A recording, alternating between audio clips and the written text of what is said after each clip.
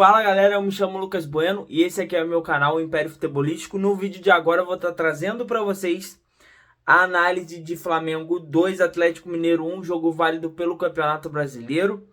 Jogo que aconteceu em Minas Gerais, no Independência. Demorei um pouco para gravar essa análise porque aconteceu a bomba, né? Pedro foi agredido pelo preparador físico do Sampaoli e eu tava dando uma apurada para poder já dar minha opinião já nesse vídeo. Mas vamos começar pelo começo, evidentemente, né? Que é o jogo. Vamos falar do jogo em si, como foi a arbitragem, o jogo como um todo. Então, se você já curte esse tipo de vídeo, deixe seu like, se inscreve aqui no canal. E vamos embora pro vídeo, comenta aqui embaixo também. E espalha esse vídeo aí. Bom, falando do jogo, foi um primeiro tempo onde o Galo ele teve mais ímpeto. Ele teve mais... foi mais para cima no Flamengo. Tentou criar mais jogadas. Por que eu falo tentou? Porque apesar do Galo ter tido, se eu não me engano, acho que 9 ou 8 finalizações no primeiro tempo contra uma do Flamengo, né? Foram pouquíssimas as chances de gol do Galo no primeiro tempo. A não ser o gol, por exemplo, que aconteceu. Então o Galo finalizou de 9 a 8 finalizações no primeiro tempo. Conseguiu fazer um gol, conseguiu sim. E gol, diga-se de passagem, que foi irregular, né? O VAR não pode deixar um gol daquele ser validado. Vocês vão falar, você é clubista, não sei o que não. O lance tá ali. Como eu falo para vocês, o Gabigol estava sim impedido no lance do jogo contra o Grêmio. Grêmio? Foi Grêmio? Ou foi contra... Não, foi contra o Atlético Paranaense na Arena da Baixada. Com sono, galera. O Gabigol tava assim impedido no gol, no lance. Porque no Sport TV teve uma câmera que mostrou, onde mostra claramente o Gabigol impedido à frente do Thiago Heleno. Então, assim, para vocês verem como a análise tem que ser imparcial acima de tudo. Então, assim, por mais que o Galo tenha tido mais volume de jogo e merecia sim sair vencendo o primeiro tempo como saiu, o gol foi irregular. Então, a partir do momento que o gol é irregular, já se tira toda o mérito, né, do Galo ter saído vencendo, apesar de ter criado para isso.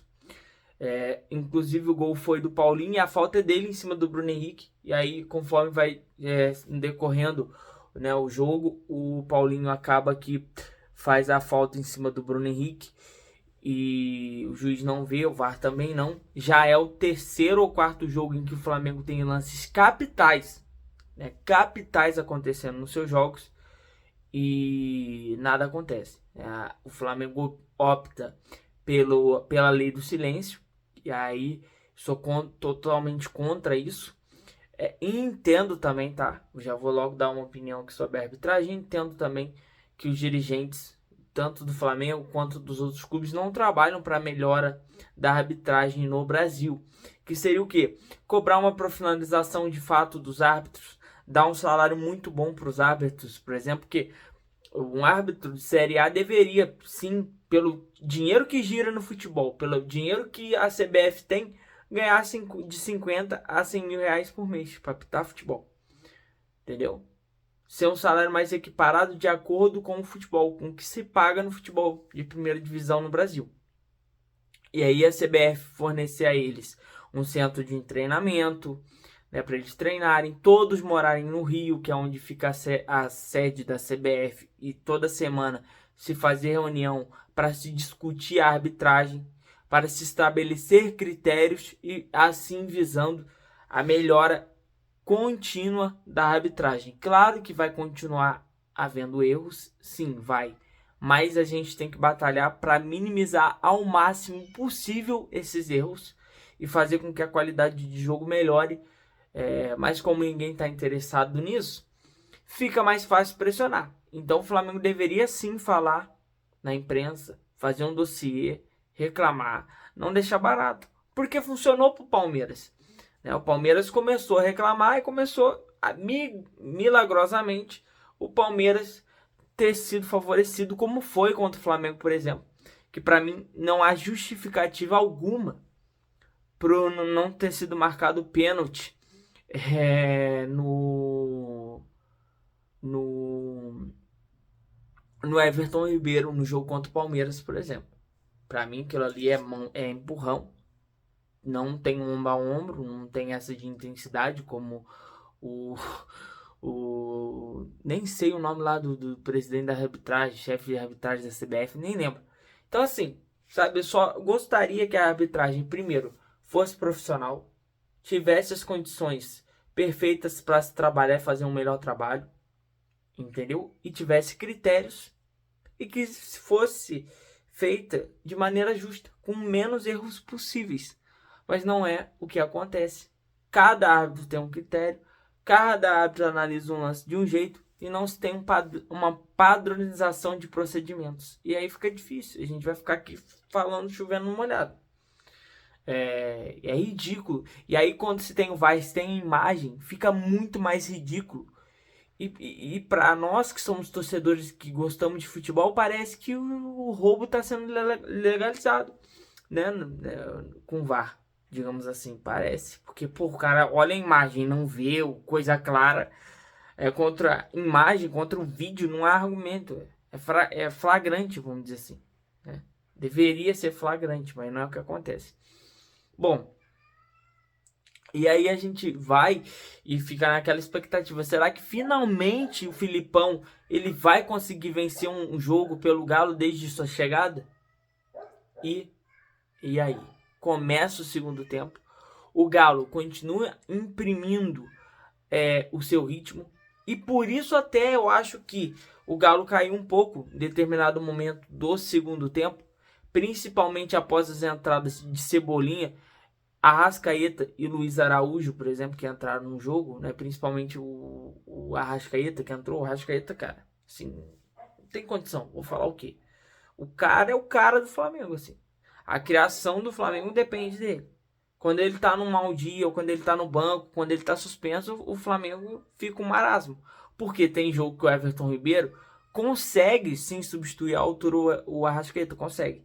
Só que esses jogos, conforme vão passando os anos, vão ficando cada vez mais escassos. E aí, né, fica muito difícil.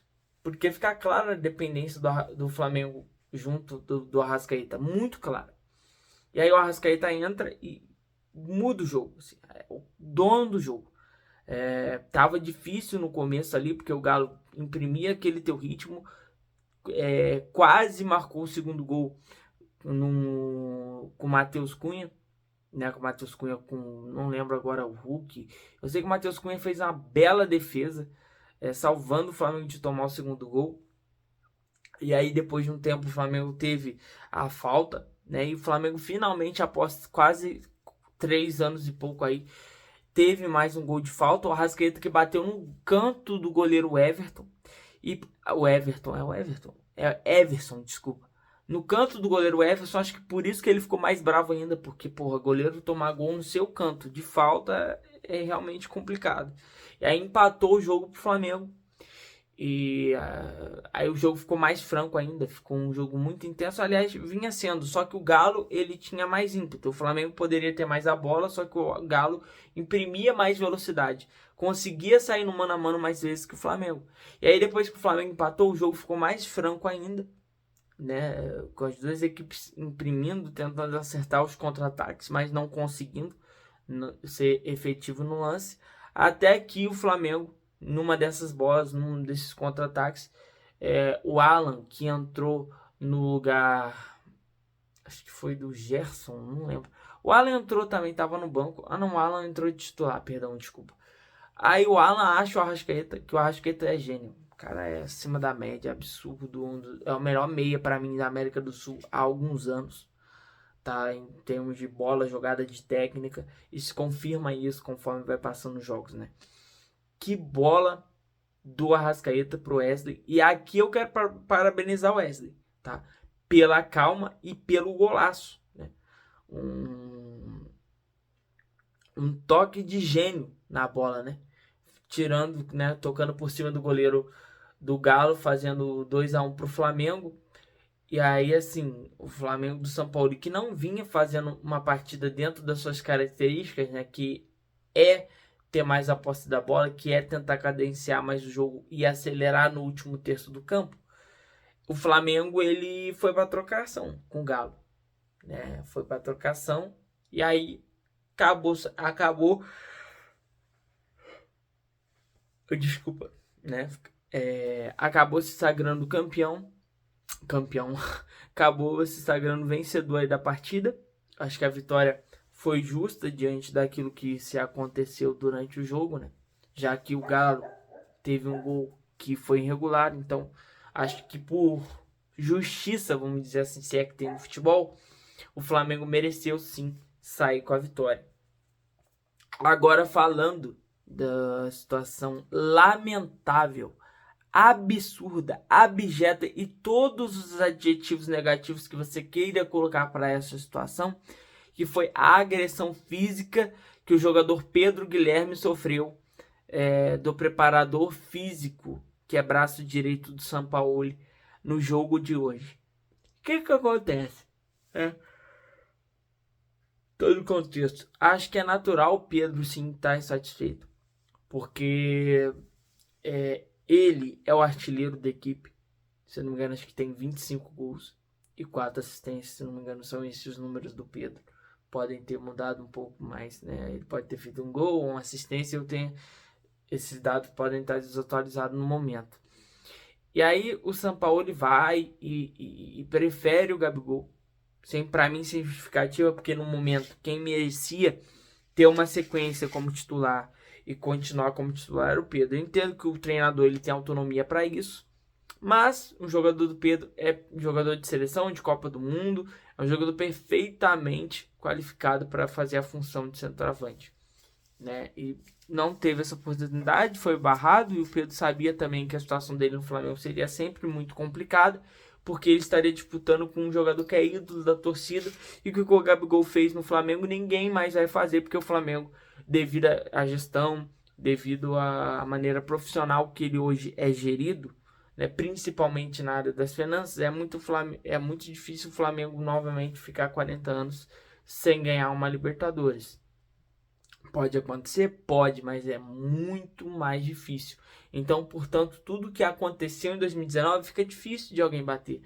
Então, assim, o Pedro escolheu esse desafio para a carreira dele, agora ele tem que saber lidar. Só que eu, como uma pessoa que torce para o Flamengo, mas que também gosta de futebol, eu vejo que a melhor forma de levar essa situação é você sendo justo. Quando o Pedro tiver melhor, Pedro segue, Pedro tem sequência. Quando o Gabigol tiver melhor, Gabigol segue, Gabigol tem sequência. Só que não é o que acontece. Por alguns momentos, desde que o Pedro chegou, o Pedro teve momentos melhores que o Gabigol e não teve oportunidade. Sempre que o Gabigol estava disponível, o Pedro sentava no banco. E aí isso vai desgastando, porque ele é um jogador, provou isso em 2022, que é um jogador de Copa do Mundo. E que é um jogador que tem uma característica rara, que tem aquele centroavante, que é o centroavante clássico, que faz bem o pivô, que segura bem a bola e que é artilheiro, né, que hoje está escasso no mercado, né? Não se tem muitas opções, entendeu? E aí isso passa para nesse sentido. Normal o cara tá insatisfeito, para mim. Acharia estranho se ele não tivesse. E aí chega no momento em que o preparador físico acha que o Pedro, sei lá, tá fazendo alguma espécie de corpo mole, vai cobrar o Pedro, e aí o Pedro responde a ele de uma maneira provavelmente mais educada, porque ninguém sai dando soco na cara do outro, mas a partir do momento que o preparador físico, ao invés de fazer o procedimento, que é chamar o supervisor do Pedro, que está acima do Pedro, seja o Sampaoli, que seja o Marcos Braz ou o Bruno Spindler, e reportar a situação para ele, não. O cara me responde com um soco. E a partir do momento que você tem um procedimento a seguir e você tá dentro do ambiente de trabalho, se você retribuir com um soco, para mim tem que ser justa causa. Para mim é justa causa, não tem o que fazer. Como é que você vai manter o clima no time? E outra coisa, São Paulo tá errado, porque manter um cara que já tem histórico de agressão nos outros clubes, de torcedor, né, que ele já agrediu um torcedor lá na França, inclusive recentemente quando tava no Olympique. Então, assim, se é um cara desse, que já tem esse histórico, por que o São Paulo vai ficar trabalhando com esse cara? Por mais competente que ele seja, cara. Um cara desse pode acabar com o clima no teu grupo e tudo aquilo que você sonhou conquistar com o teu clube, que tu tem um carinho como você tem pelo Flamengo, porque tentou várias vezes vir treinar o Flamengo em outras ocasiões, acabou que por conta de momento, de tempo, dinheiro, tudo isso mais, o Flamengo não pôde naquele momento, outras vezes atrás, entendeu? E aí o cara me traz um cara desse pra treinar na tua comissão técnica, é pedir para dar problema, certo? É pedir para dar problema, com todo respeito. Então, assim, esse preparador, ele tem que ser mandado embora, acabou, ponto final, não tem qualquer justificativa para isso. E se o São Paulo ficar puto, também sair, porque a gente não pode admitir agressão dentro do ambiente de trabalho. Verbalmente já é errado, quem dirá agressão física? Aí acabou, né? O Flamengo, que foi uma vitória importante, fez com que o Flamengo subisse para a vice-liderança do Campeonato Brasileiro, né, se estabelecesse como vice-líder isolado, 9 pontos atrás do Botafogo, é muito ponto, é muito ponto. Agora a gente tem que trabalhar para chegar ao Botafogo, vamos dizer assim. Mas o Flamengo tem totais condições de tirar a diferença. No mais é isso. Acho que fica bem analisado tudo isso. E o Galo fica ali naquela zona de água com a salsicha, que evidentemente o resultado não foi bom. Então é isso, galera. Vai chegando ao fim mais uma análise aí do jogo de hoje que eu assisti. Flamengo e Atlético Mineiro. Flamengo 2, Atlético Mineiro 1. Flamengo consegue a virada que aparentemente era improvável, mas conseguiu. E aí virou o jogo e venceu como tem que vencer, né? Quem quer ser campeão tem que conseguir resultados improváveis, né? Que muitas vezes você não conta que vai vencer e aí você acaba vencendo. É isso aí, galera. Se inscreve no canal e até o próximo vídeo. Tamo junto.